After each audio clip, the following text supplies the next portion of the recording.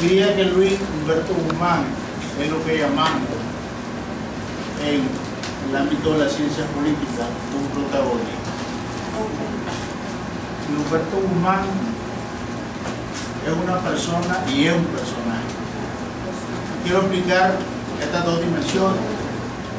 Es, porque lo conozco personalmente, un ser humano que siempre ha estado dotado de sensibilidades especiales. Cuando tuve la oportunidad de conocerlo impulsando el resurgimiento del movimiento estudiantil de la UCA en la década del 70, tuve el privilegio de conocerlo como persona, de conocer sus dimensiones y su enfoque de vida. Y es un personaje porque ha escrito muy discreta y muy modestamente importantes páginas en la historia del país. Basta decir que bajo la presidencia de Humberto, Nicaragua logró conocer un nuevo Código del Trabajo que sustituyó al Código del Trabajo de 1945, siendo también presidente de la Consultación Laboral Roberto Berger.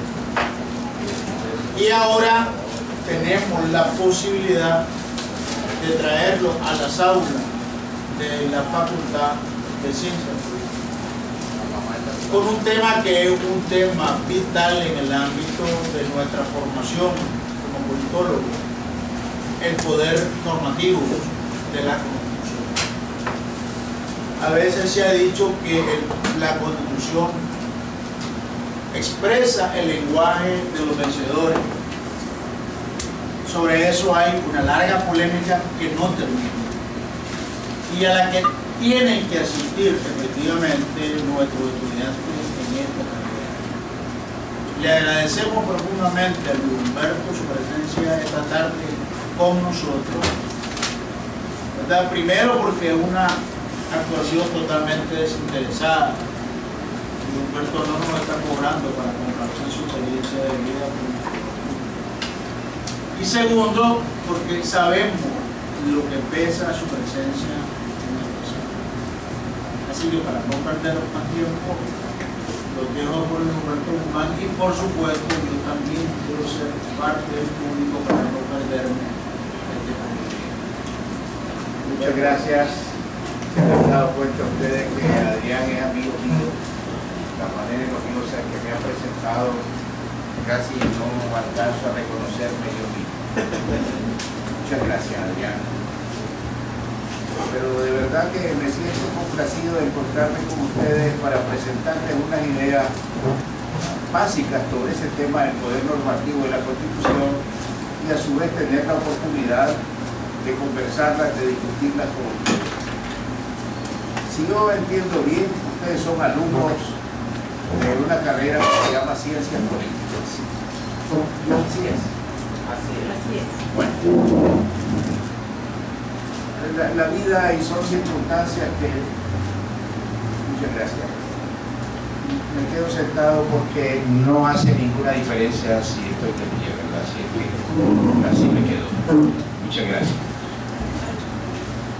Las circunstancias de la vida me dieron la oportunidad a mí también de estudiar ciencias políticas y eso me permite darme cuenta que tiene una diversidad de ramas, de tendencias, de escuelas, depende de qué quiere hacer uno con la carrera. Hay gente que se especializa en historia del pensamiento político, hay otros que se especializan en instituciones, etcétera, etcétera. Pero de cualquier manera, la carrera de ciencias políticas supone entrar en el terreno de la incertidumbre de las ciencias humanas. Esto es muy distinto de la física o de la química, en donde hay exactitudes. Las fórmulas permiten saber hacia dónde vamos, el desarrollo de los algoritmos igualmente permiten incluso hacer predicciones. Pero en materia de ciencias políticas, como se trata de la conducta humana, ahí estamos complicados. Es difícil poder acertar y decirte qué resultados se van a obtener. Incluso las encuestas a veces han asomado unos resultados que han resultado totalmente equivocados. Yo francamente creo que son errores de los encuestadores. No hablo solamente de Nicaragua, hablo en el mundo en general. Los encuestadores se equivocan, y no por mala fe, sino porque los votantes pueden cambiar de opinión, pueden tener otro punto de vista, o simplemente no quisieron decir el suyo a la hora que le preguntaron, a la hora que lo consultaron. Así que los felicito a ustedes por la carrera. Es una carrera que supone unos desafíos muy grandes, independientemente de lo que piensen hacer una vez graduados. Pero es un desafío muy grande estudiar ciencias políticas. Yo quiero presentarles unas ideas sobre el tema del poder normativo de la Constitución. Nicaragua va a cumplir el próximo año 200 años de haberse separado de la corona española. 1821, vamos al año 2021, 200 años. En ese lapso de 200 años, en la búsqueda de dotarse de un orden político, el país ha promulgado unas 14 constituciones. Pueden ser más, pueden ser menos, dependiendo cómo se haga la cuenta. Hay algunas personas que cuentan desde la Constitución de Bayona, siguen con la Constitución de Cádiz, sobre la base de decir que aquellas constituciones tuvieron reglas, que ejercieron y ejercen una influencia sobre nuestra historia. Hay otras personas que van y empiezan la cuenta a partir del momento en que Nicaragua fue un estado independiente, incluso separado de la Federación Centroamericana. Pero en ese lapso el país ha tenido unas 14 constituciones. De esas 14 constituciones, uno podría encontrar que hay básicamente 4 constituciones tipo. La de 1838, cuando el país se independizó totalmente de la Federación Centroamericana y empezó a actuar por cuenta propia. Después tienen ustedes la de 1858, que cobija la República Conservadora. La de 1896, que es la Constitución conocida como la Libérrima, dictada bajo la presidencia del presidente Zelaya. Bajo el régimen de la familia Somoza se dictaron varias constituciones. En mi opinión, la constitución tipo de ese periodo es la de 1950. Y agreguemos como constitución tipo la de 1987. O sea, tenemos 5 o 6 constituciones tipos. Pero hay una enorme diferencia en mi apreciación en todas las constituciones anteriores a la de 1987. Las constituciones anteriores están llenas de un elevado nivel de normatividad. Están llenas de normas muy buenas, muy valiosas para lo que podría ser el orden político. Por ejemplo, la Constitución de la República Conservadora decía una cosa que es estándar ahora, y es que el presupuesto de la República debía ser aprobado por el Congreso, y el presupuesto era anual. Sin embargo, el Congreso se reunía cada 2 años. Ustedes pueden ver una enorme incongruencia en eso. El Congreso se reunía cada 2 años y el presupuesto era anual. Lo cual quiere decir que ahí tiene usted una norma que no se cumplía. La Constitución del general Zelaya es celebrada como la Libérrima por el conjunto de libertades que contenía. Sin embargo, estuvo en vigencia más o menos unos 90 días. Igual llega usted a la conclusión de que esa Constitución no alcanzó a regir los destinos del país. Agregue usted pues que las constituciones de la familia Somoza, la de 1950 y todas las que tuvieron, todas prohibían la reelección. Pues, y el régimen duró más o menos más de 30 años. O sea, las constituciones estaban llenas de normatividad, pero eran ajenas a la realidad. El contraste, a mi modo de ver, es la Constitución de 1987, que es una constitución absolutamente aterrizada en la realidad, pero carente de normatividad. La Constitución de 1987 es la que está vigente el día de hoy, pero la de 1987, en su versión original, sin reformas, les repito, estaba llena de realidad, pero carente de normatividad. Por ejemplo, un tema medular en el orden político es el proceso de formación de la ley. El proceso de formación de la ley estaba ausente de la Constitución de 1987. No estaba reflejado ahí la manera en que se hacen las leyes en el país. Pero aparte de eso, en la realidad, el presidente de la República también legislaba, no solo en la Asamblea Nacional, porque la Constitución le daba la facultad de emitir, decía la Constitución, decretos ejecutivos con fuerza de ley, lo cual equivalía a una ley. Pero a la hora de legislar, el presidente de la República legislaba con ventaja frente a la Asamblea Nacional. ¿Por qué? Porque las leyes, los decretos ejecutivos con fuerza de ley que dictaba el presidente tenían una validez inmediata y autónoma. En cambio, las leyes que dictaba la Asamblea Nacional, como ustedes lo saben, se dictaba sanción, promulgación y publicación, y todo eso estaba en manos del presidente, como es lo estándar.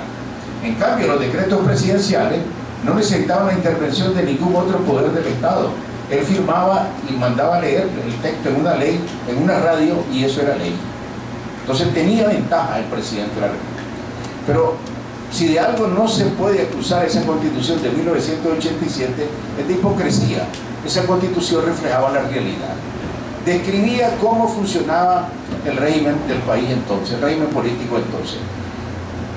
La Asamblea Nacional en la práctica delegaba todas sus facultades al presidente cuando se iba en receso, incluida la de dictar el presupuesto de la República. Entonces ustedes pueden encontrar que tenemos unos enormes contrastes. De un lado, unas constituciones llenas de normatividad, pero flotando en el éter, y otra constitución, porque mi apreciación es única en esa característica, totalmente asentada en la realidad, pero carente de normatividad. Este tema, un constitucionalista alemán, Ferdinand Lassalle, no refiriéndose a Nicaragua obviamente, lo trató a mitad del siglo antepasado, y decía Lassalle que habían dos constituciones en todo país, en toda sociedad.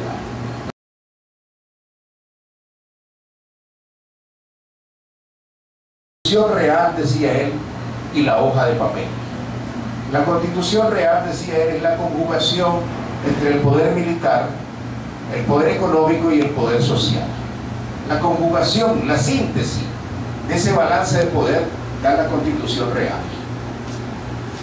La hoja de papel era el texto, la normatividad, y el poder normativo del texto, decía, solo existe en la medida en que el texto coincide con la Constitución real. Si la Constitución real no coincide con la correlación de fuerza de los tres poderes fácticos, entonces no tiene ningún valor, no tiene ningún poder normativo. ¿Por qué? Porque no tiene asideros, no tiene fuerza con qué hacerse valer. Entonces se trata, no vayamos a creer que somos originales nosotros en esa dicotomía y pensar que somos lo peor del mundo. Eso ha pasado en la mayor parte de las sociedades en el mundo, es el tema de dicotomía.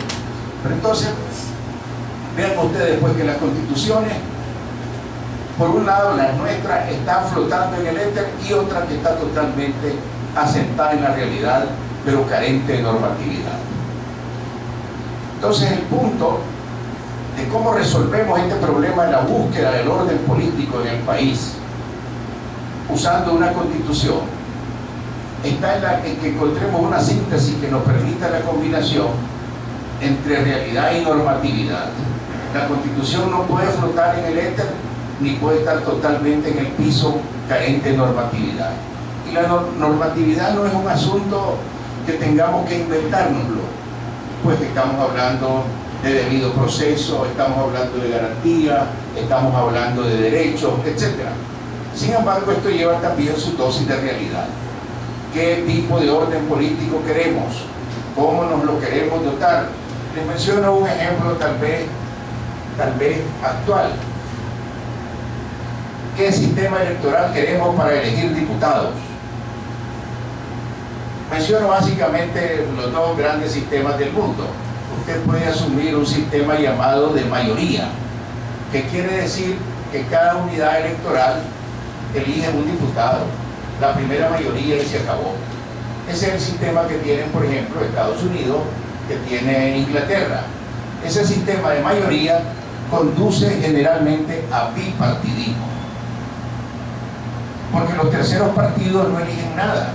Pueden tener una votación importante, pueden tener un 15%, pero como la elección es individual, uninominal en cada distrito, imaginémonos nosotros que cada municipio de Nicaragua se convirtiera en una unidad electoral.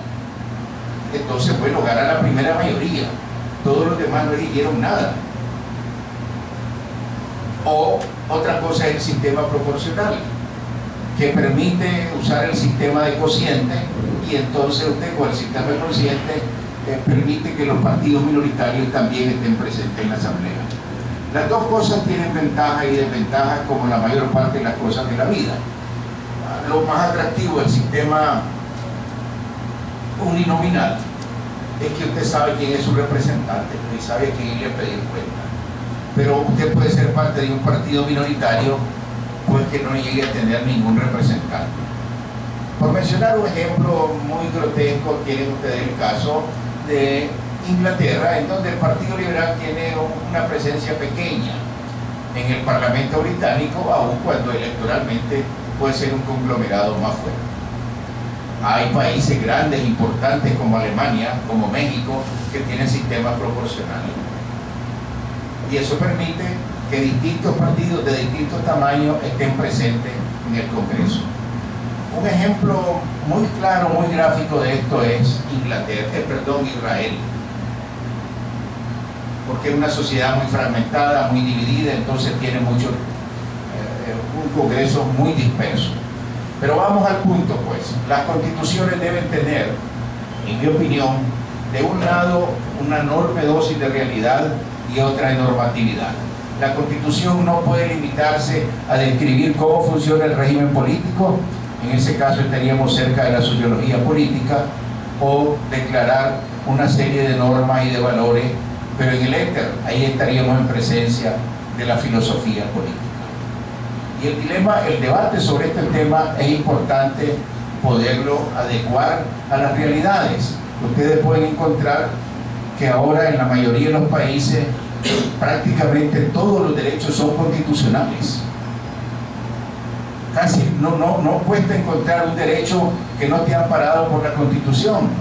Y a veces los países han dictado normas, tratados que dicen que todos sus derechos constitucionales están equiparados al rango de derechos humanos. La pregunta es, ¿cuántos de esos derechos son exigibles en los tribunales? ¿Son reclamables? Pues, por ejemplo, el derecho a la vivienda es un derecho reclamable en los tribunales. Usted puede ir a un tribunal y a reclamar que el Estado debe dotarlo a usted de una vivienda digna al tenor de la Constitución política. Probablemente no. Pero bueno, usted lo tiene en la Constitución. Es un derecho. Por eso son las llamadas constituciones manifiesto. Usted se hace una constitución extremadamente larga, llena de derechos que no son exigibles, no son reclamables.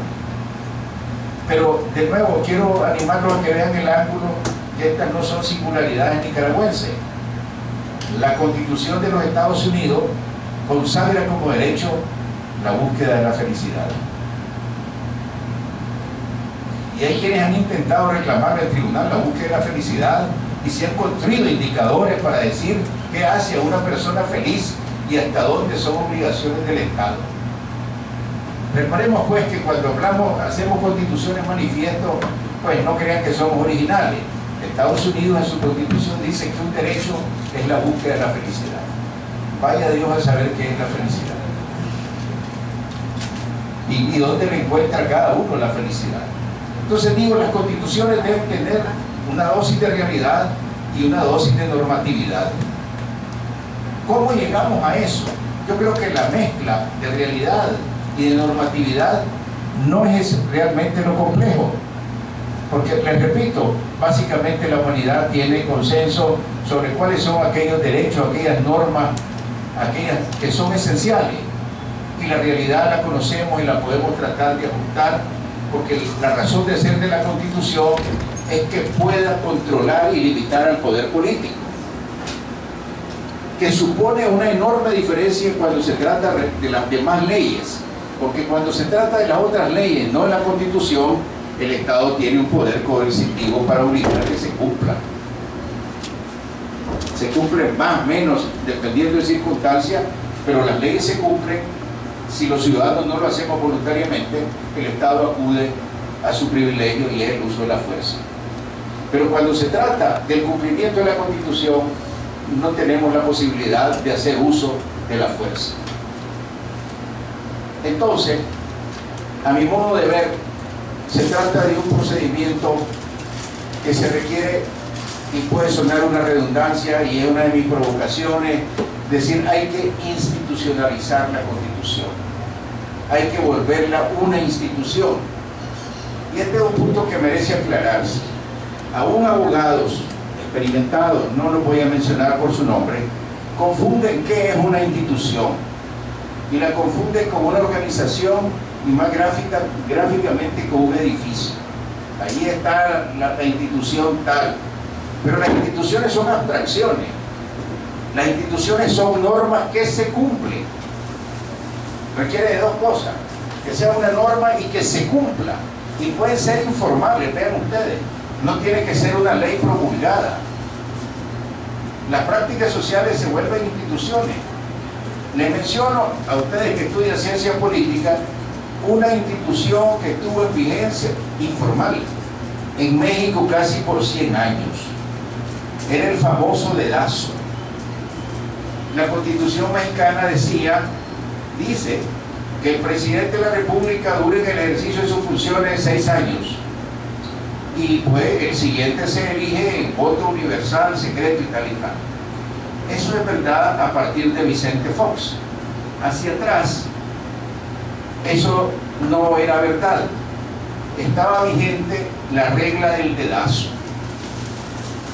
Cuando estaba a mitad del 6º año, el presidente en funciones solía aparecer en una conferencia de prensa y decía que había reunido a los sectores del partido, los sindicatos de educación, los sindicatos laborales, los sindicatos petroleros, etcétera, etcétera, y que ellos unánimemente habían identificado, por decir a alguien, al compañero Carlos Salinas para presidente de México. Decía: yo modestamente me adhiero, decía. México sabía en ese momento que se había electo al siguiente presidente de la República. Se terminó la incertidumbre. Nadie estaba esperando las votaciones, contar votos. No. Ya se sabía que ese hombre era el presidente de México. Esa era una regla. Y la razón de ser de las instituciones es que suprimen la incertidumbre. Usted sabe qué es lo que va a pasar. Pero eso se crea en el tiempo y a base de ejercicio, a base de fomentarlo. Eso es una institución, una regla que se cumple. Cuando se muere un papa, bueno, usted ya sabe que van a desbaratar el anillo que usaba el papa, el sello que usaba, y que van a convocar a más o menos un club muy exclusivo, unas 140 personas, 140 hombres para ser exactos, que se reúnen y en voto secreto eligen al sucesor de Cristo en la tierra. Pero eso ya está institucionalizado. Usted ya sabe que eso va a pasar. Esa es una regla. Y le repito, pueden ser reglas escritas o reglas no escritas, sino que se trata de que la fuerza de practicarlo hace que se prevea que eso va a pasar.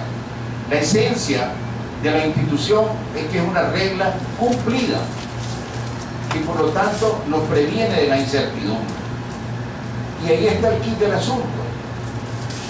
Las constituciones de Nicaragua han tenido o han carecido de poder normativo, de capacidad de imponerse, porque ha faltado en primer lugar voluntad de constitución, y ha faltado también un poder ciudadano que lo exija. Pero entonces, digo, para resolver ese problema de déficit de poder normativo, hay que institucionalizar la Constitución, y parte de esa institucionalización consiste en primer lugar en que los liderazgos políticos se doten de voluntad de constitución, pero que también en la ciudadanía haya una voluntad de exigir, de reclamar que la constitución se cumpla. Y en ese camino, para ir terminando, yo encuentro que nuestra sociedad ha tenido, en mi opinión, más o menos moderno, una perversión grande, y que a ustedes les puede parecer extraño a dónde la identifico yo. Creo que nosotros hemos cometido el inmenso error de identificarnos, incluso de vanagloriarnos, encontrando en el huehuense el símbolo nacional. Creer que la hipocresía, que la guatusa, que la bandidencia es el símbolo del país, eso es una perversión en contra de crear un orden político serio que dote al país efectivamente de su funcionamiento. Por lo demás, la sociedad nicaragüense no es la más hipócrita del mundo, ni mucho menos.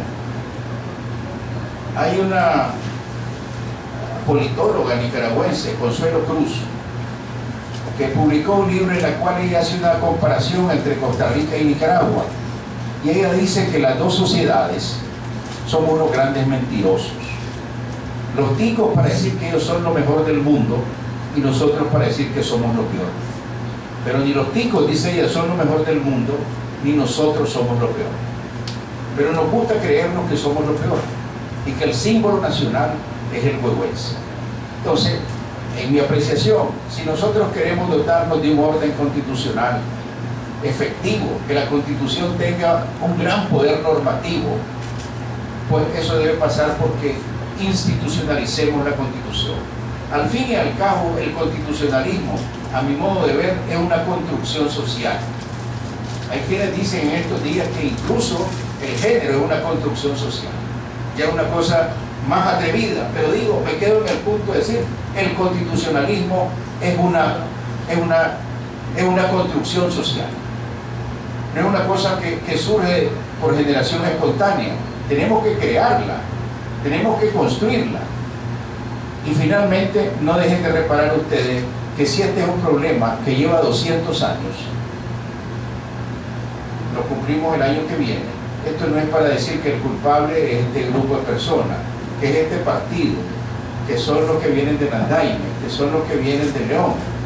No, es un problema de la sociedad nicaragüense y que debemos enfrentarlo. Y enfrentarlo es asumirlo y decir, bueno, ¿cómo resolvemos este problema?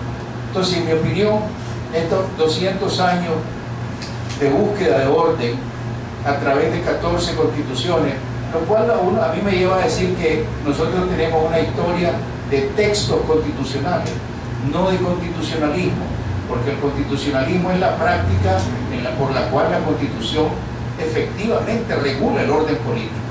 Pero aquí lo que hemos tenido es una historia de textos constitucionales, usted puede irlo, lo lee, etc.